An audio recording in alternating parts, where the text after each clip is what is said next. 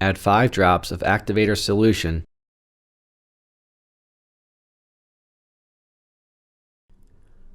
Fill the sample cup to the 25 ml mark with the sample to be tested.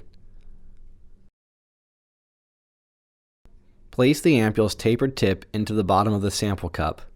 Snap the tip by pushing lightly towards the side of the cup. The sample will fill the ampule and begin to mix with the reagent. Remove the chlorine ampule from the cup.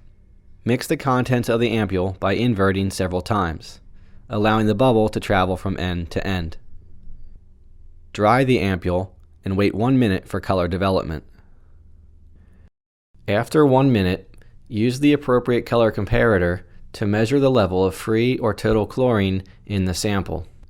When using the low-range comparator, place the ampule, flat end first, into the center tube of the comparator. Hold the comparator up toward a source of bright white light and view from the bottom.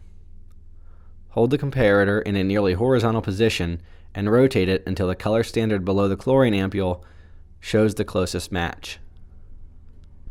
When using the high-range comparator, be sure it is illuminated by a white light directly above the comparator. The filled chlorine ampule should be placed between the color standards for viewing. It is important that the chlorine ampule be compared by placing it on both sides of the standard tube before concluding that it is darker, lighter, or equal to the standard.